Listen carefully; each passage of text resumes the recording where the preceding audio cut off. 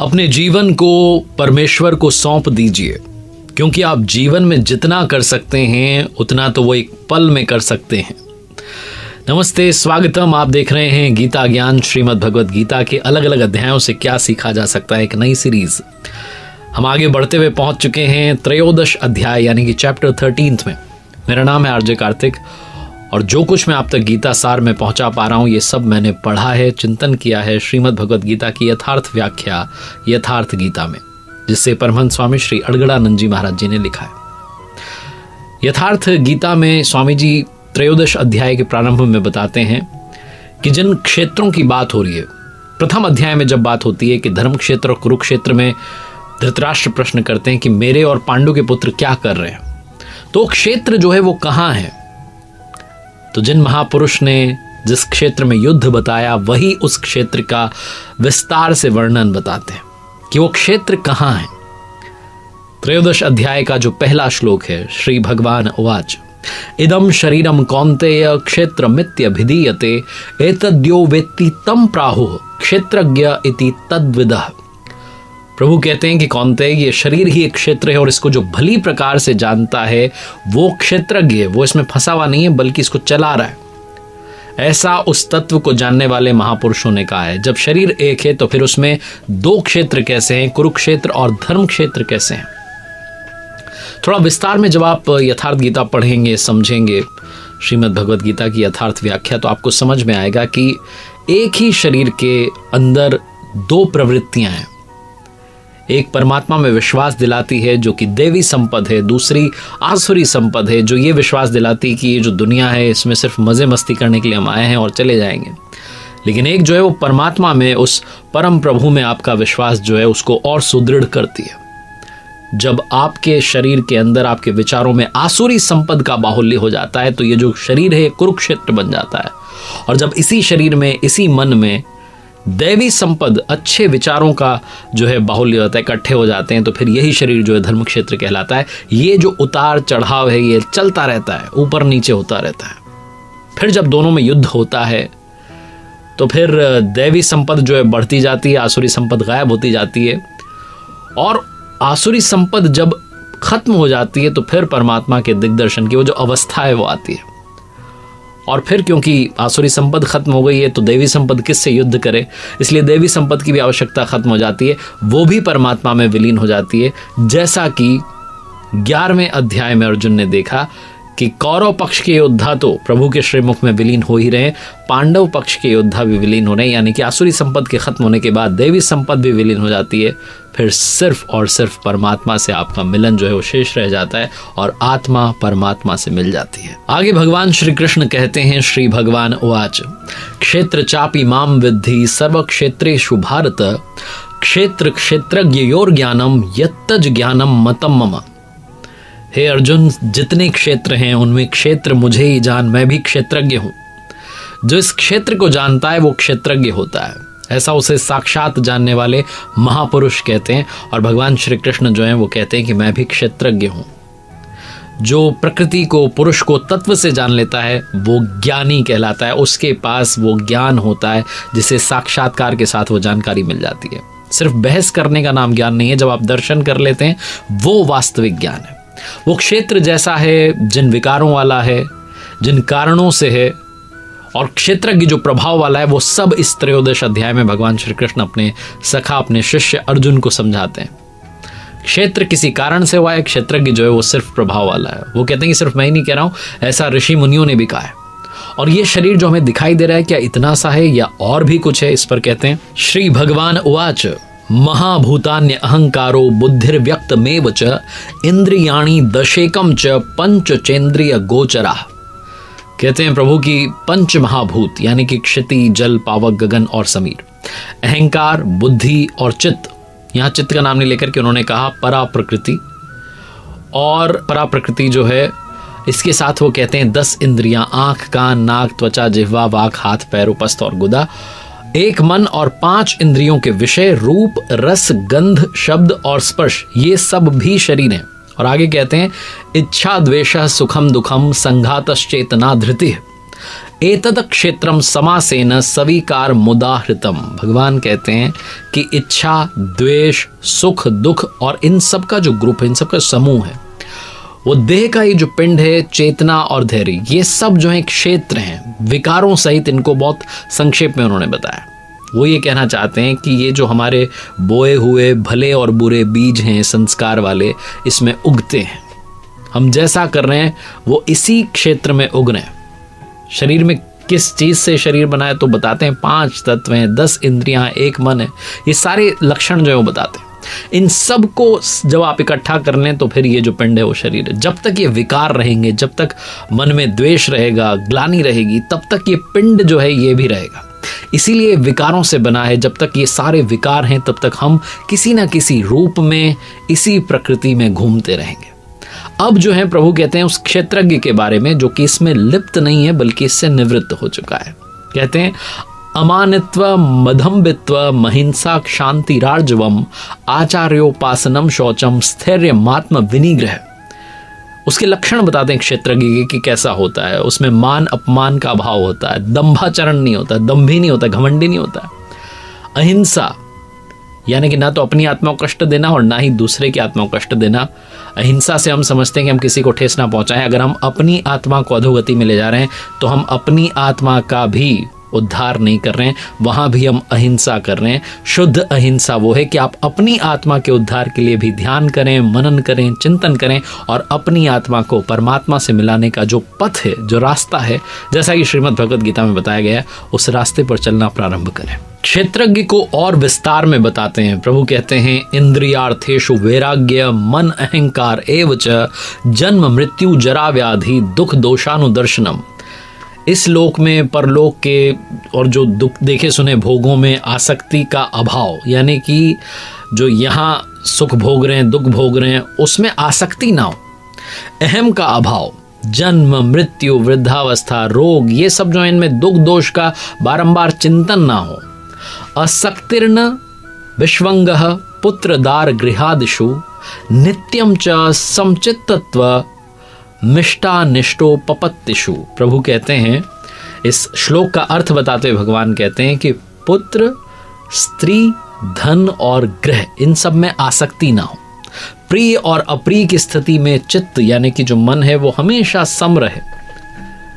और ये सब परिस्थितियां गृहस्थ जीवन से प्रारंभ होती हैं। आगे कहते हैं मयि चानन्य योगेन भक्तिर व्यभिचारिणी विविक्त देश सेवित्य मर्तिर्जन संसदी।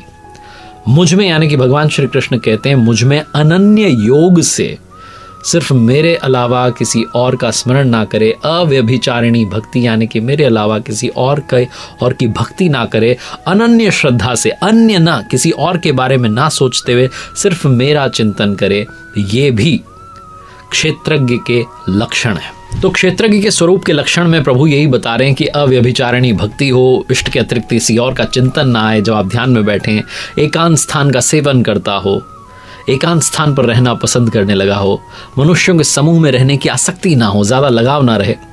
और आगे कहते हैं अध्यात्म ज्ञान नित्यत्वम तत्व ज्ञानार्थ दर्शनम एतज ज्ञान मिति प्रोक्तम ज्ञानम यद तो अन्यथा।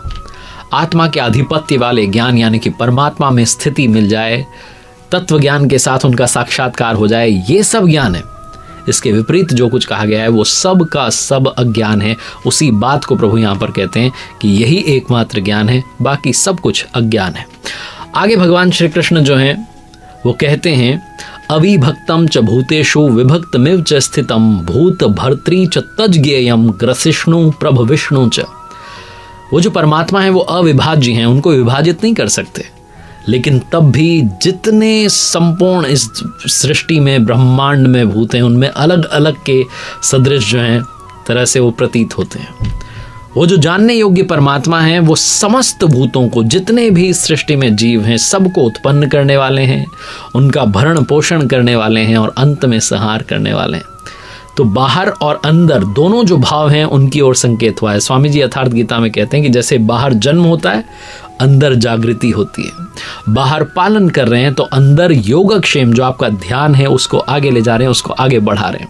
बाहर शरीरों का परिवर्तन, जैसा कि शरीरों के कल्प के बारे में कहा गया, प्रकृति भी एक कल्प कर रही है, शरीरों का परिवर्तन होता जाता है। और अंदर जब हम बात करते हैं चिंतन की, ध्यान की, तो वहाँ सब संस्कार जो हैं उनका विलय हो जाता है।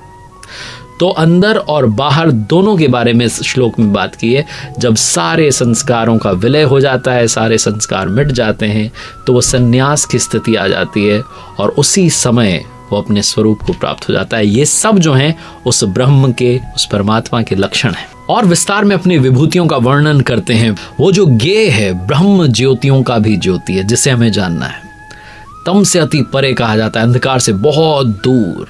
वो पूर्ण ज्ञान स्वरूप है, पूर्ण ज्ञाता है, जानने योग्य है और ज्ञान से ही प्राप्त होने वाला है। जब साक्षात्कार होगा तो जो जानकारी मिलेगी वही वास्तविक ज्ञान है। उसी जानकारी से ब्रह्म का प्राप्त होना संभव है और वो सबके हृदय में स्थित हैं। उनका निवास स्थान हृदय है।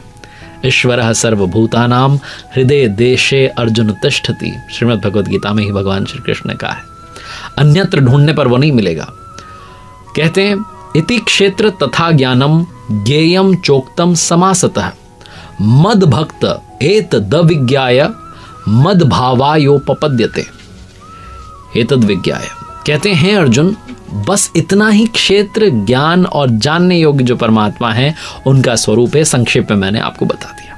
इसे जानकर के मेरा भक्त मेरे स्वरूप को प्राप्त हो जाता है। ये प्रभु श्री कृष्ण कहते हैं। जिसे क्षेत्र कह रहे थे, क्षेत्रज्ञ कह रहे थे, उसी को प्रकृति और पुरुष कहकर के आगे बताते हैं। प्रकृतिम पुरुषम चैव विध्यनादि उभावपि विकारांच गुणाश्चैव विद्धि प्रकृति संभवान। ये दोनों ही अनादि हैं, हमेशा रहने वाली है और संपूर्ण विकार जो है इस त्रिगुणमयी प्रकृति से ही उत्पन्न हुए हैं। ऐसा जो है अर्जुन को कहते हैं। कार्य करण कर्तृत्वे हेतु प्रकृति रुच्यते पुरुषः सुख दुखा नाम भोक्तृत्वे हेतु रुच्यते।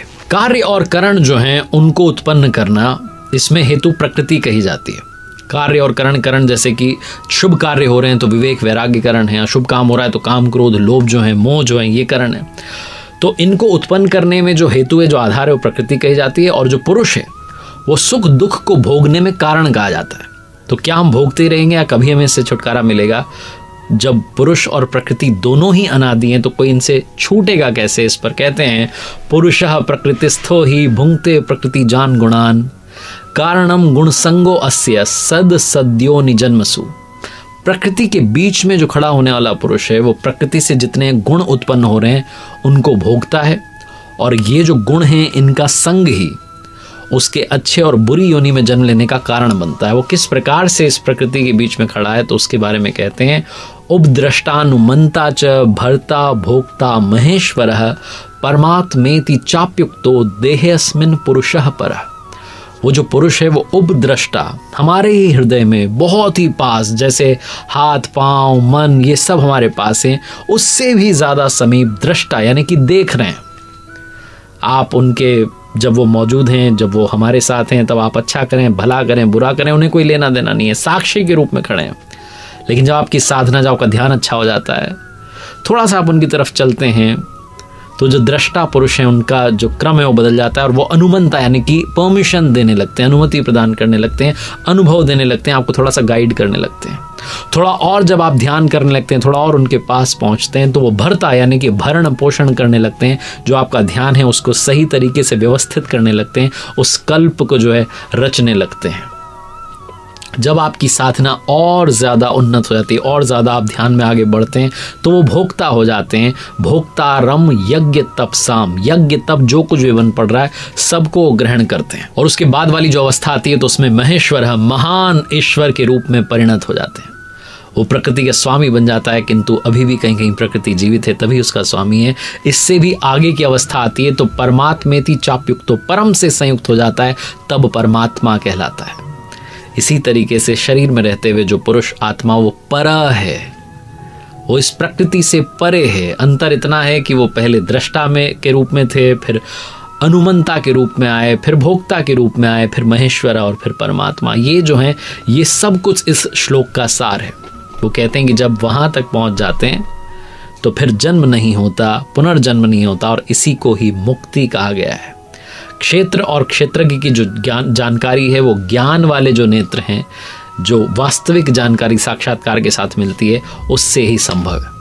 इस त्रयोदश अध्याय का नाम है क्षेत्र क्षेत्रज्ञ विभाग योगो नाम त्रयोदश अध्याय, जिसमें क्षेत्र को भी विस्तार से समझाया गया, क्षेत्रज्ञ को भी विस्तार से समझाया गया।